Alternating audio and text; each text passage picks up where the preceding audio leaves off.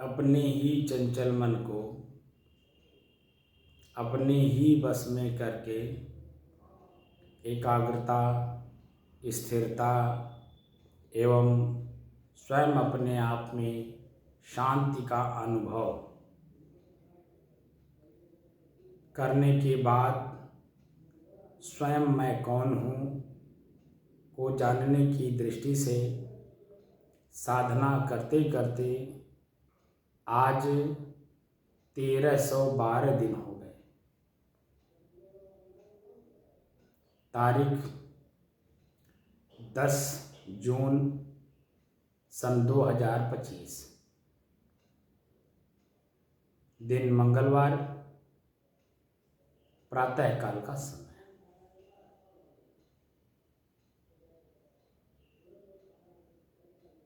स्वयं मैं कौन हूँ, आज मैं व्यवहारिक पक्ष से आप लोगों को समझाने की कोशिश करूँगा, क्योंकि 4 जून के बाद आज 6 दिन के बाद हम लोग साधना में बैठे हैं।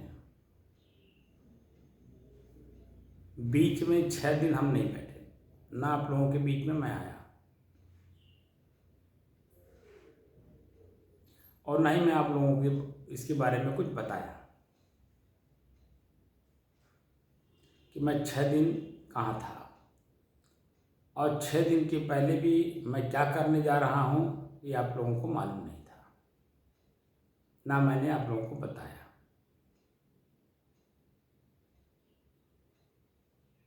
28 मई को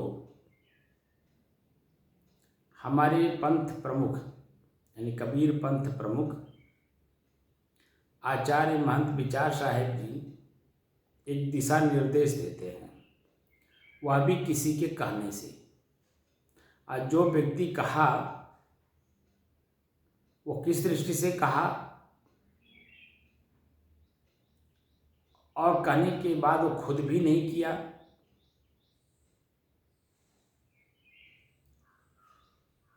ये सब बातें चलेंगी। तो महंत विचारदास जी हमारे हमको निर्देश दिए कि हर कैंपस में सदगुरु कबीर साहब की जयंती मनाई जानी चाहिए और आप भी अपने यहाँ कबीर जयंती मनाइए, जो कि प्रतिवर्ष मगहर में कबीर जयंती मनाई जाती है और हम सभी लोगों को वहीं पर कबीर जयंती मनाया जाता है। मैं भी वहाँ उपस्थित रहता हूँ। इस वर्ष ये हुआ कि कबीर जयंती अपने कैंपस में मनाया जाएगा या मनाया जाना चाहिए। तो मुझे व्यक्तिगत रूप से निर्देश मिला कि आप भी अपने कैंपस में कबीर जयंती मनाइए। तो बल्कि मैं उनको अपनी बात कहने की कोशिश की, मैंने कोशिश भी की और कहा भी कि मेरे हाथ में चोट लगा हुआ है और चोट के कारण मेरा हाथ मुड़ नहीं रहा है, क्योंकि 40 दिन तक मेरे हाथ में प्लास्टर लगा हुआ था। ये जो बायां हाथ है यहाँ पर क्रैक हो गया था भीतर से और ये सब मांसपेशियाँ अंदर से फट गई थी, अंदर से इतना ज़बरदस्त चोट लगा था। तो मैंने उनसे कहने की कोशिश की और कहा भी कि मैं इस साल कबीर जयंती मनाने के पक्षधर नहीं हूँ, क्योंकि मुझे चोट लगा है और मैं काम करने में असमर्थ हूँ, क्योंकि किसी भी काम को करने के पहले मेरा हाथ दर्द करता है, काम करते समय भी दर्द करता है और आसानी पीड़ा देता है। तो इसलिए डॉक्टर ने भी मना किया है कि आप 1 किलो का भी वजन नहीं उठाएंगे। और जब कबीर जयंती का प्रकरण आया तो मैंने स्पष्ट कर दिया कि मैं इस साल मनाने के मूड में नहीं हूँ, लेकिन उन्होंने उदाहरण दे करके मुझे समझाने की कोशिश की संस्कृति विभाग का कि भारत सरकार में या उत्तर प्रदेश सरकार में संस्कृति विभाग है, उनका उदाहरण देख करके बताए कि वो लोग बैनर लेके आते हैं और वह एक हाल में हो या नुक्कड़ पे हो या कहीं भी वो बैनर पीछे लगाते हैं, 8-10 जनी बैठ जाते हैं, कुछ लोग सामने बैठ जाते हैं, वो कुछ वार्तालाप हो जाती है और उससे जो है कबीर जयंती वो लोग मना लेते हैं या और भी कार्य कर लेते हैं। तो मैंने कहा कि भाई मैं संस्कृति विभाग का क्लर्क और कर्मचारी या उसका कोई अधिकृत व्यक्ति नहीं हूँ, मैं एक सामाजिक व्यक्ति हूँ, समाज मेरा है, मैं समाज का हूँ। उनको तो विभाग से यानी सरकार के खजाने से पैसे निकालने होते हैं, उसके जो नियम बने हुए हैं उसी नियम के तहत वो कार्य करते हैं। उनको तो सरकार के अकाउंट से पैसे निकालने हैं, हमको तो किसी के अकाउंट से पैसा नहीं निकालना है, हमको तो जनता को जोड़ना है और जनता हमारी ज़बान पे विश्वास करती है। मैं जिसको जो कह देता हूँ वो लोग मान लेते हैं, स्वीकार कर लेते हैं। तो कबीर जयंती मनाना है तो मैं खाली बैनर पीछे लगा करके 2-4 लोगों को इकट्ठा करके और वार्तालाप करके मैं कबीर जयंती मना लूँ, मेरे से नहीं होगा। हमने जो सीखा है सिस्टम, वह सिस्टम सीखा है कि जो भी व्यक्ति आपके यहाँ आए उसको भोजन प्रसाद जरूर मिलना चाहिए और सब आपके हैं, आप सबके हो। तो ये बगल में निमंत्रण देना है कि उनको दोगे, आप बगल वाले को नहीं दोगे। क्यों नहीं दोगे भाई, जब सब आपके हैं। उन्होंने उनका निर्देश थोड़ा सा फिर और टाइट होकर के वो अगर नहीं मनाना है, उनका ठीक है भाई मना लेते हैं, कोई फर्क नहीं पड़ता। 28 मई से लेकर के और 8 जून का दिन निर्धारित था, इतने में हमें काम करना था और मनाना था कबीर जयंती का समारोह। हमने कई लोगों से बात किया, बात करने के बाद उसमें रोटरी क्लब के पूर्व अध्यक्ष मयंक श्रीवास्तव जी ने अच्छा हमारा योगदान किया। दूसरे नंबर पर हमारे इस संस्था से जुड़े हुए इंजीनियर कपिल देव जी, पूरा अपना जितना उनको योगदान करना था बेचारे ने किया। उनके सहयोगी लोगों ने भी जितना भरपूर सहयोग करना था किया। जो मेरा उद्देश्य था 500 से 1000 के बीच में लोगों के भोजन की व्यवस्था और चीफ गेस्ट के रूप में यहाँ के सम्रांत लोग, जिसमें आईजी साहब, डीआईजी साहब से बात हुई तो उन्होंने कहा कि नहीं मैं आऊँगा। कमिश्नर साहब से बात हुई, उन्होंने कहा ठीक है, मैं अगर बस्ती में रहूँगा तो आऊँगा पक्का है। फिर हम पूरी बैनर छपवाए और हैंडबिल छपवाया, कार्ड छपवाया, सबको निमंत्रित किया। जितने लोगों तक मैं पहुंच पाया, फ़ोन से, फेसबुक से, व्हाट्सएप से, सबको निमंत्रित किया जहाँ तक हो पाया।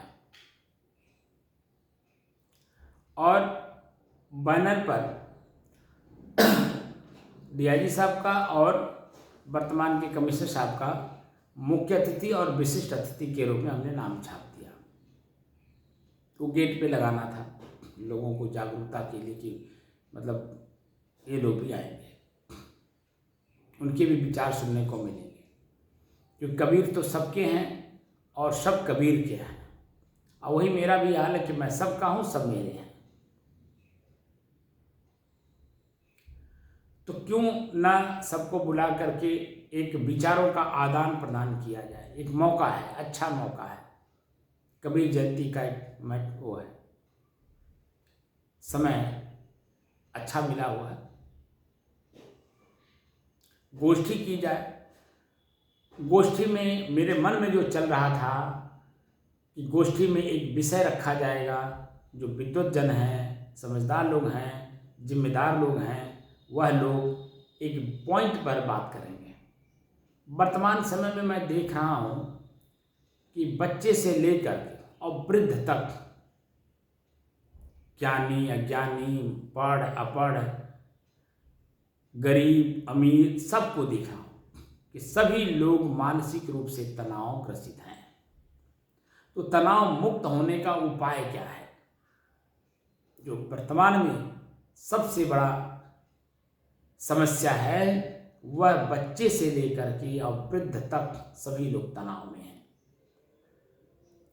समस्या का समाधान समय समय से सभी लोग अपने अपने जगह पर करते हैं, लेकिन ऐसी ऐसी समस्याएं जब आ जाती हैं जहां समाज के सुज्ञ जीव नहीं कर पाते हैं, तब वहां पर संत अपने हाथ में लेते हैं उस समस्या का समाधान करने के लिए। जैसे पूर्व में आपने देखा होगा बलि प्रथा थी।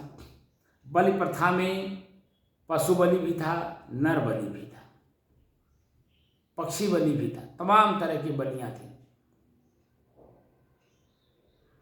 सभी बलियों को समाप्त कराने में या उसे कम कराने में जितना संतों का योगदान है उतना किसी का नहीं है, क्योंकि संत ही ऐसे हैं जो समस्या का समाधान अस्थायी रूप से करा सकते हैं, क्योंकि पूरा समाज संत पर विश्वास करता है। और संत भी वही हैं जो समाज का विश्वास अपने से जोड़ करके रखते हैं और उससे जरा सा भी पट नहीं जाते हैं। जो कहते हैं, जो सोचते हैं, जो बोलते हैं, जो करते हैं, वो सबके सामने एकदम शीशा की तरह साफ रखते हैं।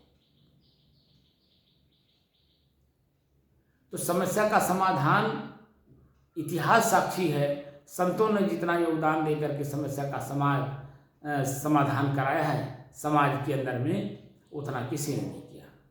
तो संयोग से मैं भी एक संत के रूप में हूँ, तो मेरा भी कर्तव्य बनता है ऐसी ऐसी समस्याओं का समाधान होना चाहिए जो समाज अपने दृष्टि से ना कर पाता हो। तो संत ऐसे हैं कि जो समस्या का समाधान ढूंढते भी हैं, चिंतन भी करते हैं, उस पर मंथन भी करते हैं, बोलते भी हैं और करते भी हैं, कराते भी हैं, खुद भी करते हैं और लोगों को बोल बोल करके उस समस्या से समाधान कराते हैं। तो मैं एक संत हूँ।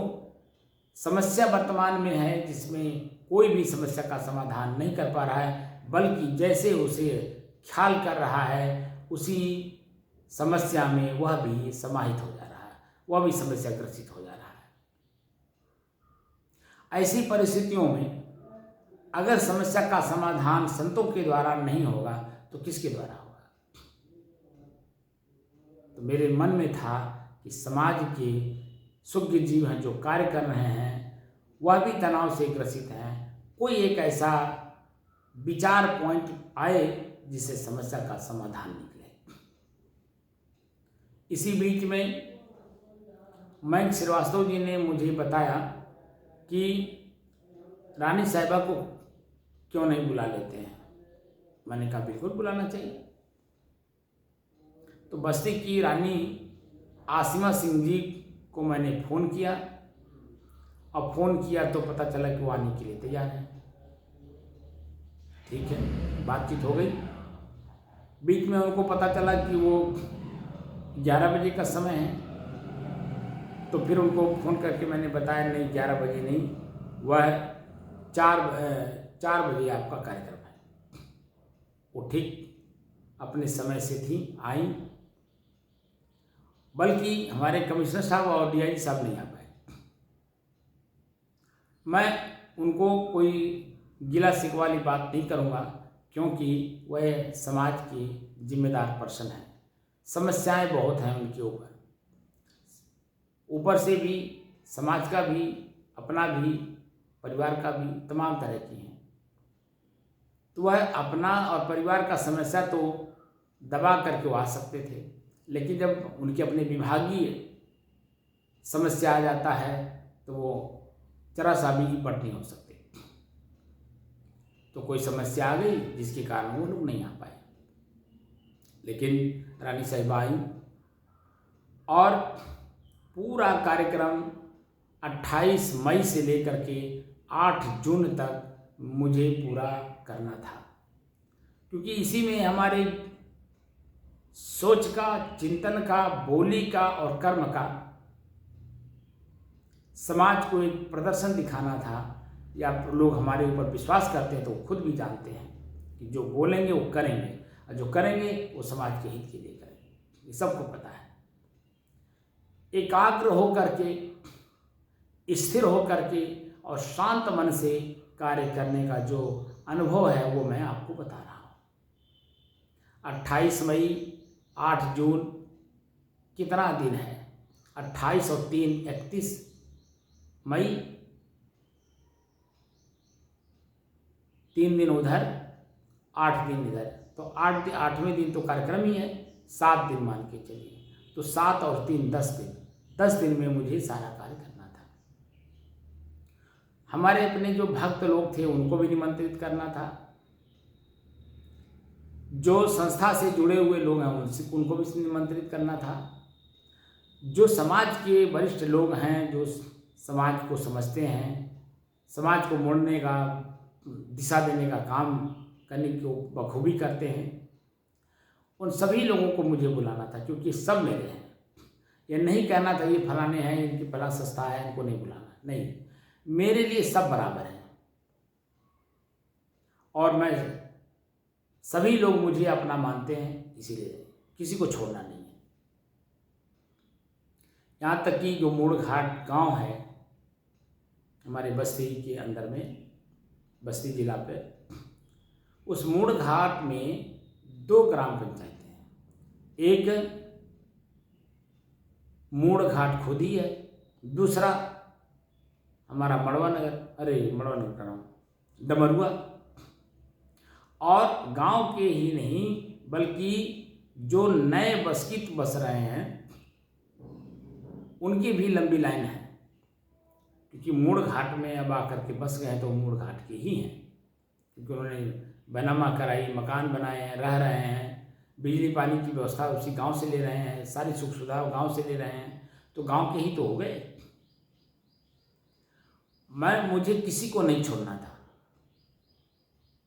2 दिन लगे, सुबह से शाम तक पूरा मेहनत किया, एक घर भी नहीं छोड़ा, चाहे वो गरीब का हो, चाहे अमीर का हो, चाहे धनवान का हो, चाहे निर्धन का हो, चाहे वह किसी भी प्रकार से हो, हिंदू हो, मुसलमान हो, सिख हो, ईसाई, किसी को नहीं छोड़ना था। और ये एक लाइन से मैंने सबको दिया, सभी लोग विश्वास किए। एकाग्र मन से, स्थिर मन से, शांत मन से मैंने जो कार्य किया, वह इसलिए इसका वर्णन कर रहा हूँ कि हम लोग अभी ध्यान साधना में मन को एकाग्र करने में लगे हैं। उसी एकाग्रता का लाभ जब तक हमें अपने व्यावहारिक कार्य में न दिखाई दे तब तक वो थ्योरी मात्र रह जाएगा, क्योंकि थ्योरी जब तक प्रैक्टिकल में नहीं उतरता है, अभ्यास नहीं होता है, तब तक उसकी वास्तविक स्थिति का पहचान नहीं होता है। किसी भी कार्यक्रम को व्यक्ति करता है तो उसका अंतिम परिणाम क्या चाहता है कि जो कार्यक्रम मैं कर रहा हूँ, जिनको भी निमंत्रित कर रहा हूँ, जिनको भी बुला रहा हूँ, वो सकुशल आए और सकुशल हमारे घर से, हमारे कार्यक्रम से अपने घर वापस जाए। तो उसके लिए सभी प्रकार की व्यवस्थाएं की जाती हैं, पानी से लेकर के भोजन, नींद व्यवस्था, सब कुछ करना पड़ता है। भोजन की व्यवस्था, पानी की व्यवस्था, जलपान की व्यवस्था, उनके रहने के लिए व्यवस्था, उनका आदर सत्कार का व्यवस्था, सब करना पड़ता है। जो आप लोग करते हैं वही कार्य हमारे संत महात्मा भी अपने आस्थान पर करते हैं। तो एकाग्रता का लाभ मुझे ये मिला कि जो मुझे कार्य करना था उस कार्य में बाधाएं भी आईं, उसका समाधान भी मिला, कार्य भी हुआ। और मुझे जो सबसे बड़ी खुशी हुई कि मैं पूरे मूड़ घाट ग्राम पंचायत को जो निमंत्रित किया, अपने डमरुआ को इनवाइट किया, कटरा में भी कुछ लोग थे उनको भी इनवाइट किया, और तो जो लोग थे उनको तो इनवाइट किया ही था। खैलाबाद से भी लोग आए थे, बांसी से लोग आए थे, आपके गोंडा से लोग आए थे, अयोध्या से लोग आए थे, हरियाणा से लोग आए थे। सबका आदर सत्कार हुआ, भोजन प्रसाद हुआ, समय से सब कुछ हुआ, बल्कि 2 जगह भोजन बनवाना पड़ा। जो कार्यक्रम का भोज भंडार था वो अलग बन रहा था, और जो लोग हमारे यहाँ आ रहे थे, सुबह पहुँच गए थे या एक दिन पहले पहुँच गए थे, उनके लिए भोजन अलग बन रहा था, ताकि वह ये ना महसूस कर सकें कि भंडारा है तो मुझे बड़ा कष्ट हो रहा है, पानी नहीं मिल पा रहा है, भोजन नहीं मिल पा रहा है, नींद नहीं मिल पा रहा है, हमारी बात कोई नहीं सुन रहा है, हमको बोलने का मौका नहीं दिया जा रहा।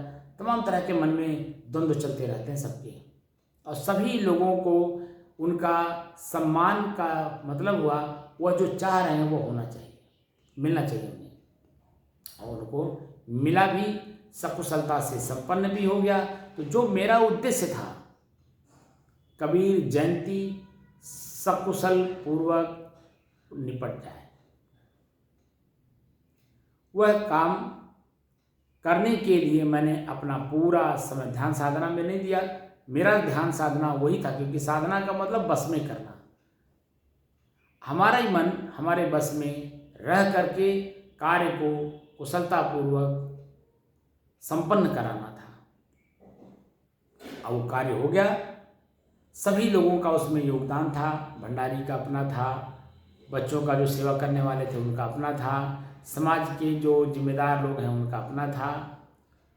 सभी लोगों ने मिल कर के कार्यक्रम को एक अच्छा रूपरेखा दिया गया और कुशलतापूर्वक कार्यक्रम निपट गया।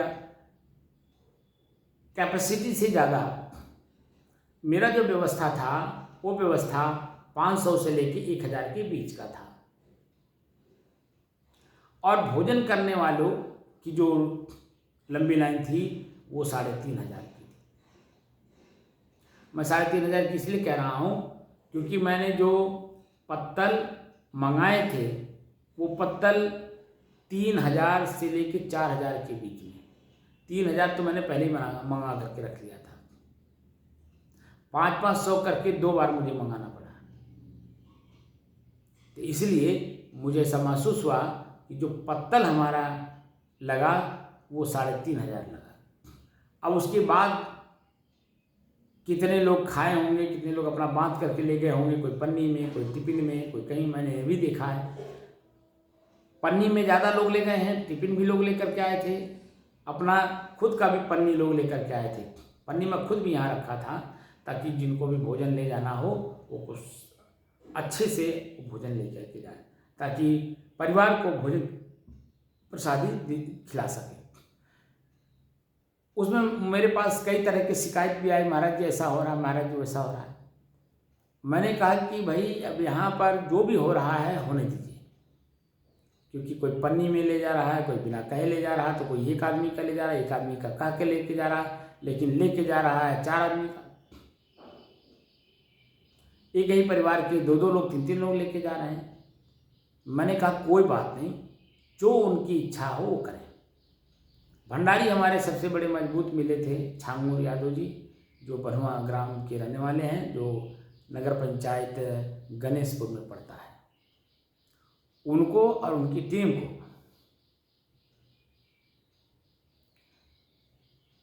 इस संस्थान के माध्यम से अच्छा योगदान मिला, उनको उनका सम्मान मिला, जो उनको चाहिए था दिल खुश करके हमने भेजा।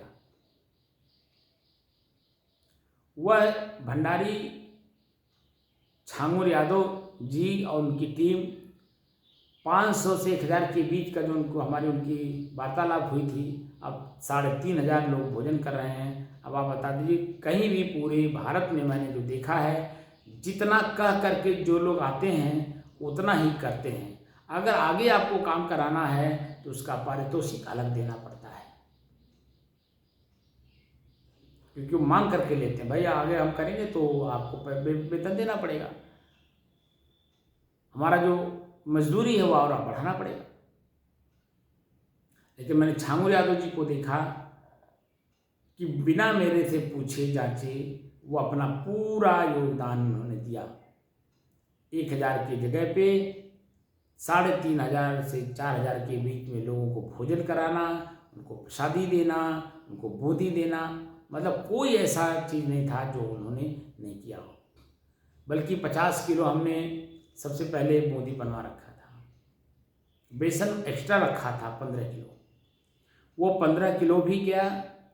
एक जनी अलग से 10 किलो बेसन, जिन उनके पास मशीन है कूटने पीसने की, तो उसमें से उन्होंने 10 किलो बेसन अपने तरफ से मुझे दिया था।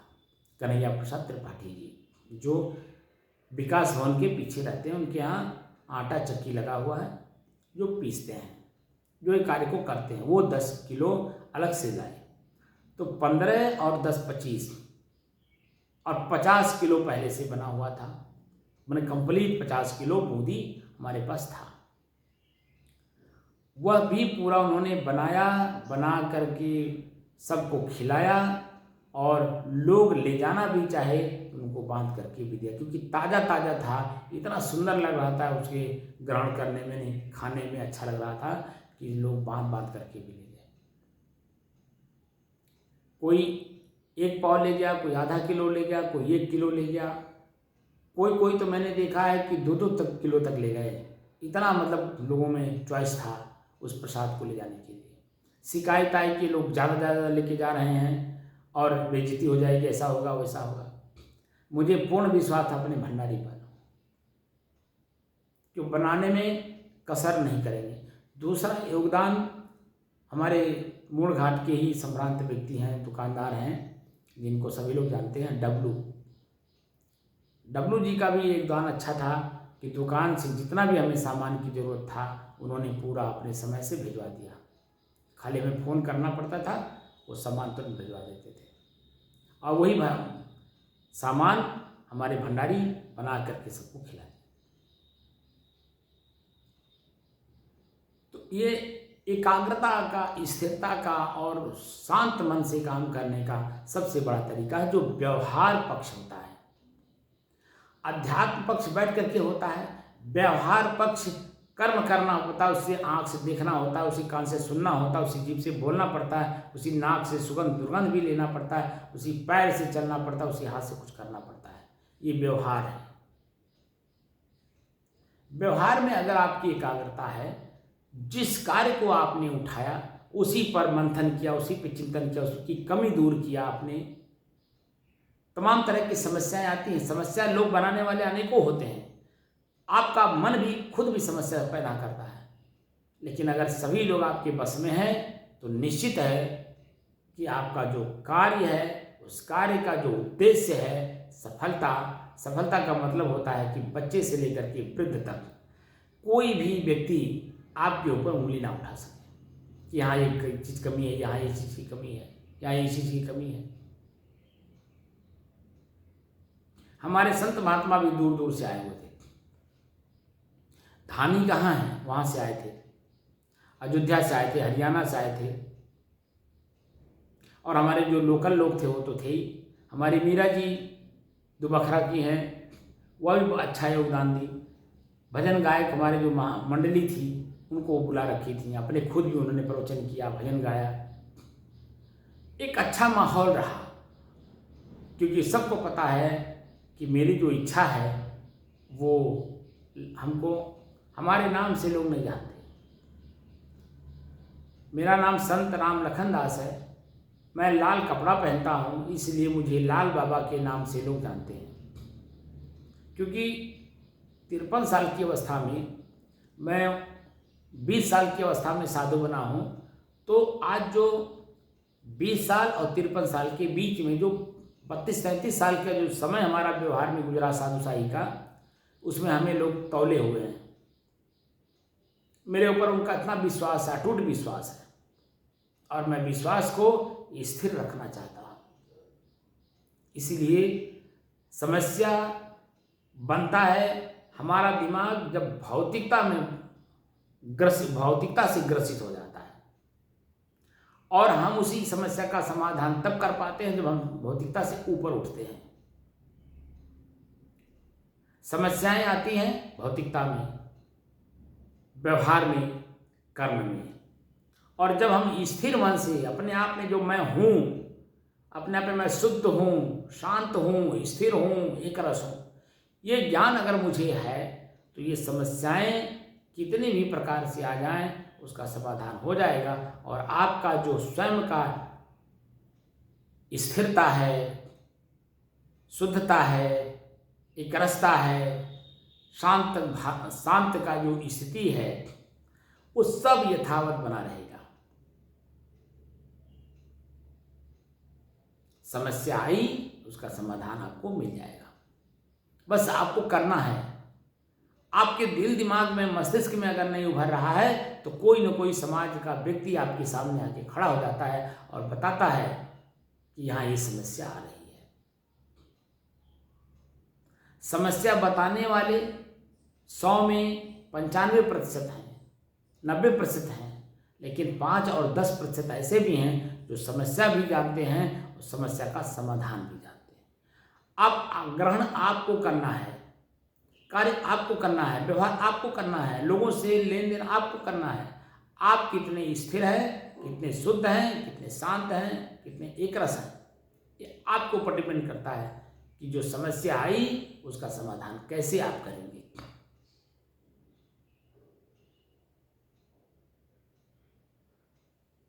तो समस्या का समाधान भी आपके पास है, और आप अगर खुद भी भीतर से स्थिर हैं तो समस्या का समाधान तुरंत हो जाएगा। जैसे बूंदी कम हुई, कम होना शुरू हो गया तो भंडारी का ही पहले हमारे पास स्टेटमेंट आया कि बूंदी कम हो गई है, कृपया थोड़ा थोड़ा चलाएं। जैसे ही उन्होंने मुझे बताया तैसे उनको मैंने बताया कि तेल रखा है, चीनी रखा है और बेसन रखा है, फटाफट उसे छानिए, कम ना होने दीजिए। आपको चना पिसवाना नहीं है, बेसन लाना नहीं है, सिर्फ आपको बना के खिलाना। सामान आपके पास उपलब्ध होना चाहिए और सामान सब रखा हुआ है। और उन्होंने भी मेरी बात को माना और उन्होंने भी बना करके सबको स्पष्ट रूप से खिलाया। तो ये जो आपके अपनी स्थिरता है, यही समस्या का समाधान करता है। और मोक्ष क्या है?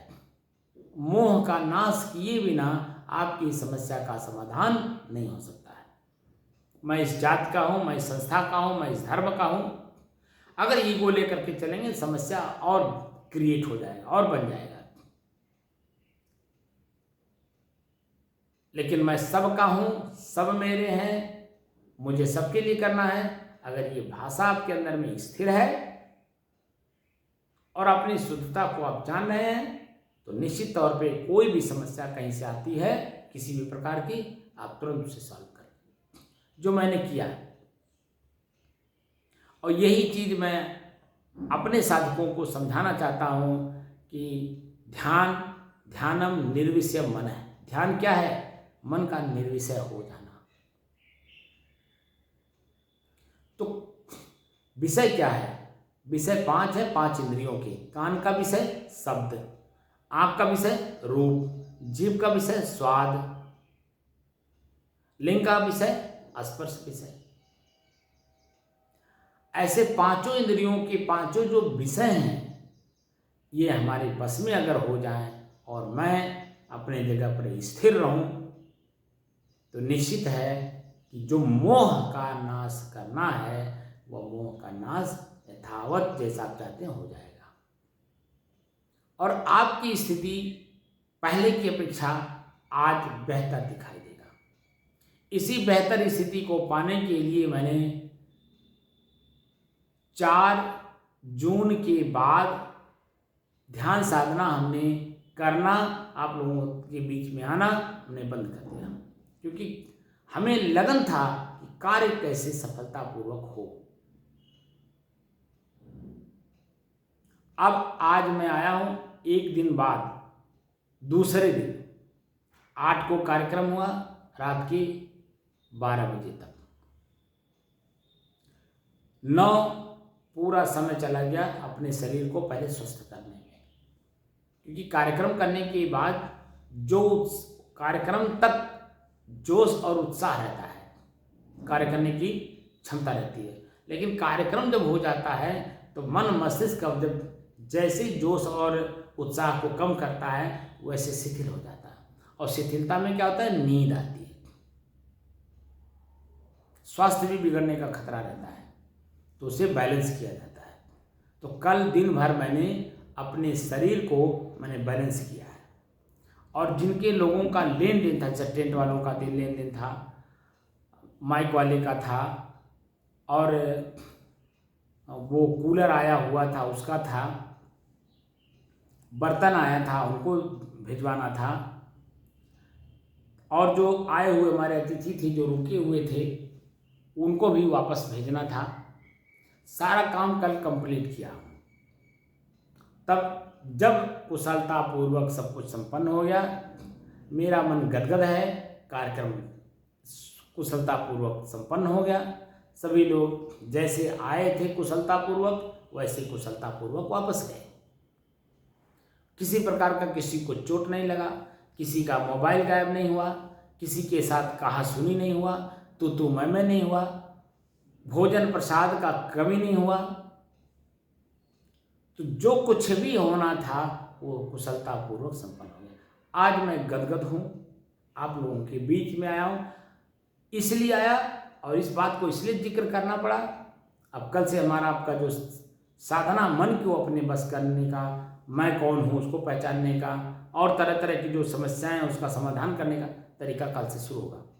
आज तो मैं इसलिए आप लोगों के बीच में आया, जो जिस दिन मैंने लक्ष्य बनाया कि कबीर जयंती 8 तारीख को मनाना है, 28 मई को किसी के कहने से, जब तक वो पूरा नहीं हो गया, संपन्न नहीं हो गया, तब तक एकाग्रता पूर्वक, स्थिरता पूर्वक, शांत मन से हर काम को करते हुए हमने आगे बढ़ करके उस काम को सफलतापूर्वक पूर्ण कर लिया।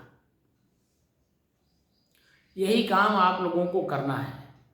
साधक का कर्तव्य बनता है कि कोई भी लक्ष्य बनाइए, वह लक्ष्य जब तक पूरा ना हो जाए तब तक ठंडी, गर्मी, भूख, प्यास, मान, अपमान सब कुछ सहन करना पड़ता है। और ध्यान रखना होता है मैंने कोई टारगेट बनाया है, कोई लक्ष्य बनाया है, वह लक्ष्य की पूर्ति कैसे हो। समस्याएं उस लक्ष्य की पूर्ति के पहले अनेकों प्रकार की आएंगी, एक दो नहीं, अनेकों प्रकार की समस्याएं आएंगी। और उन अनेकों प्रकार की समस्याओं का, क्योंकि उसको बोलते हैं कदम कदम पर समस्या, यानी परक परक पर समस्या, और उन सभी समस्याओं को सॉल्व करते हुए आपको आगे बढ़ना है अपने लक्ष्य की पूर्ति। क्योंकि समय निर्धारित है, कार्यक्रम निर्धारित है, लोग निर्धारित हैं, हर चीज निर्धारित है। तो वो उस समय के लिए 8 जून 2025 के दिन के लिए, और बना कब? 28 मई 2025 को। अंतराल कितना है? मात्र 10 दिन का। अब आप बताइए, पूरे कार्यक्रम को कुशलतापूर्वक निपटाना है तो आपको स्थिर मन से, एकाग्र मन से, शांत मन से अपने लक्ष्य को पूरा करना है। ये हमारे साधना का सबसे बड़ा उपलब्धि है, और यही आप अपने परीक्षण में पास हुए, फेल हुए, इसी का जिक्र हमको आपको करना है। कहाँ हम फेल हो रहे हैं, किस जगह फेल हो रहे हैं, कैसे फेल हो रहे हैं, किस रूप में फेल हो रहे हैं, वह सब कुछ प्रेजेंट में जब आप रहेंगे स्थिर चित्त से, तो निश्चित है कि समस्या का समाधान करते हुए आगे बढ़ जाएंगे।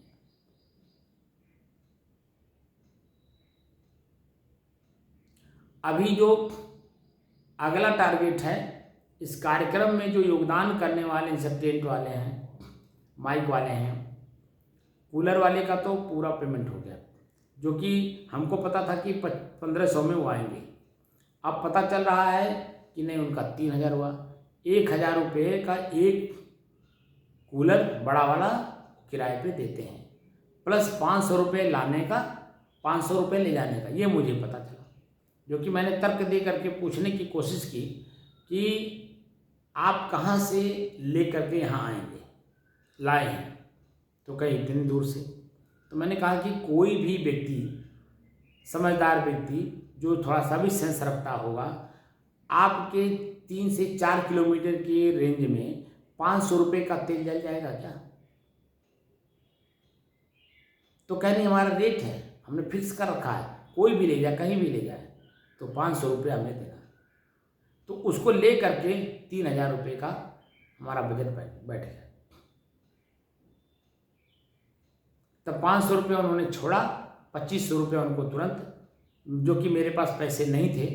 तो हमारे जो बिजली विभाग के जो कार्य देख रहे थे परशुराम चौधरी जी, उन्होंने 1500 रुपये लगा करके अपने तरफ से मिला करके, और मेरे पास 1000 रुपये मात्र था, और वह उनको मिला करके दे दिए कि भैया मैं बुलाया हूँ, मैं इसको दे रहा हूँ, और महात्मा जी का और मेरा अपना लेन देन चलता है, मैं बाद में हिसाब कर लूँगा, इनसे मैं ले लूँगा, हिसाब भी कर लूँगा, ले भी लूँगा, लेकिन आप पहले आप जाओ। कोई यहाँ तनाव वाली बात नहीं होनी चाहिए। उनको मैंने विदा कर दिया। अब रहा टेंट वाले का, 10,000 रुपये में टेंट वाले थे, जिसमें कि 1,000 रुपया तो मैंने बुकिंग करते समय दे दिया था एडवांस। अब उन्हें 9,000 रुपये देना था, पैसे नहीं थे, तो किसी से मैंने उधार मंगाया, तो 5,000 रुपये मैंने उनको दिया। माइक वाले का था, माइक वाले को जो मैंने उनका था, पहले उन्होंने 4,000 कहा था, लेकिन 500 छोड़ दिए थे, तो 3,500 रुपया, जिसमें कि मैंने 1,000 रुपये उनको दे दिया था, 2,500 देना था। तो उनको भी मैंने 1,000 दे दिया हूँ, अभी 1,500 रुपये उनको और देना है। सबसे महत्वपूर्ण, जो डब्लू बाबू के दुकान से जो सामान आया है, हमको लगता है 50,000 रुपये के सामान आया होगा, उन्हीं का हिसाब अभी नहीं हुआ है, उन्हीं का हिसाब करना है। और चिंता इस बात की कि पैसे नहीं है।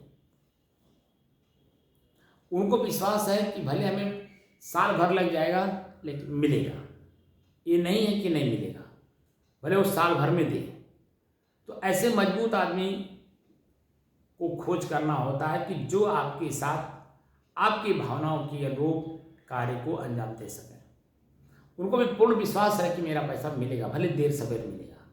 ये ना उनको अनुभव हो कि मेरा पैसा ये देंगे ही नहीं, लेके भाग जाएंगे या हाथ खड़ा कर देंगे, हम कहाँ से देंगे।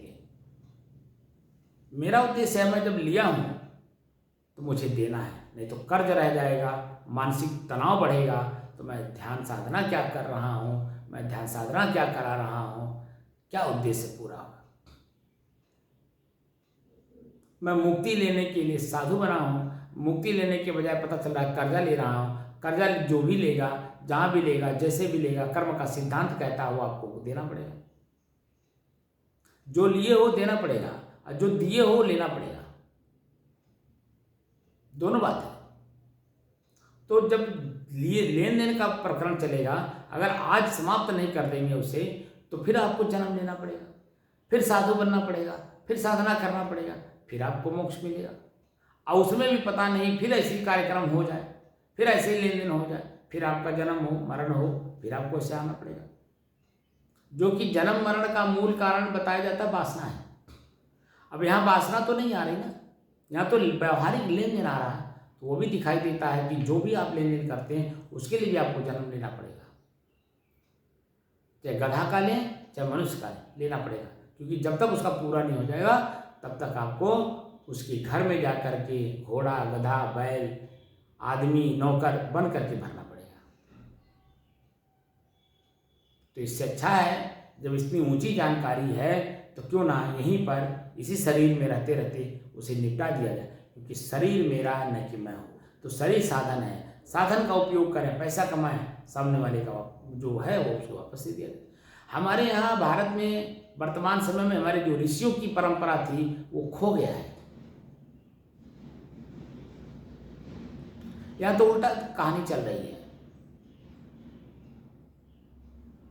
बस लिए जाओ, देना नहीं है, देना भी है तो उनको झला देना है। तमाम तरह की मानसिक स्थितियाँ इतनी खराब हो गई हैं कि व्यक्ति खाली लेना जानता है, देना नहीं जानता है। तो आप बता दीजिए, जो हम लोग धार्मिक लोग हैं, हमारा कर्तव्य बनता है कि आपके अपने कर्म का सिद्धांत से बताएं, आपको अपने कर्म के बारे में जनाएं कि कर्म करने के बाद हमारा शरीर, मन, इंद्रियां कैसे दूसरे के अधीन हो जाती हैं। हमारा जो चित्त है बार बार उसी में चिंतन करेगा। तो हम जिस उद्देश्य से, जिस सफलता के लिए कार्य कर रहे हैं उसमें बाधाएं आ जाएंगी, और वो बाधा दूर करने के लिए आपको इसी शरीर से हो जाए तो ठीक है, नहीं तो इस शरीर को अगर आपने घमंड करके हम बना लिया, हम कैसे करें, हम तो साधु हो गए, कैसे नौकरी करें, कैसे खेती करें, कैसे बिजनेस करें। क्या ये ख्याल सामने वाले से कोई भी सामान लेने से पहले था मैं साधु हूं? लेते समय तो साधुशाही तो दूर हो गई, ख्याल में नहीं मैं साधु हूं, बस लेना जानता हूं।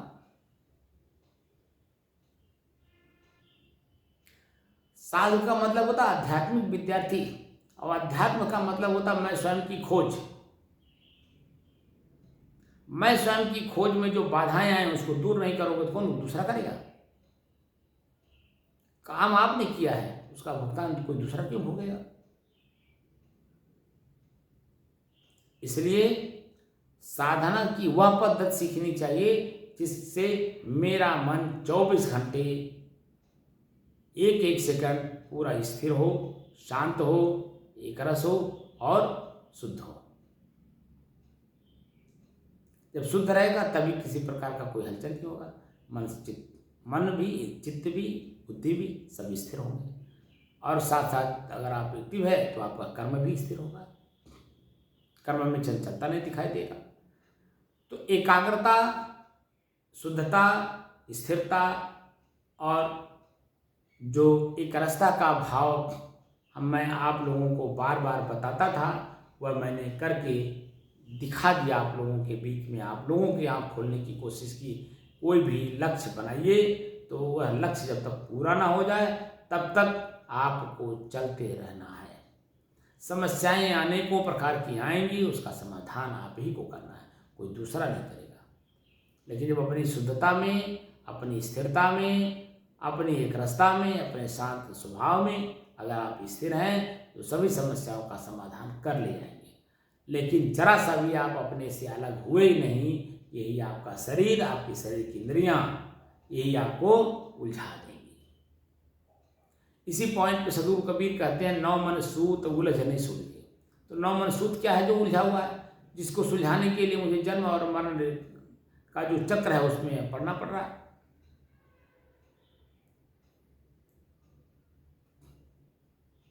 इन सब समस्याओं का समाधान बस आपकी अपनी शुद्धता का परिचय है।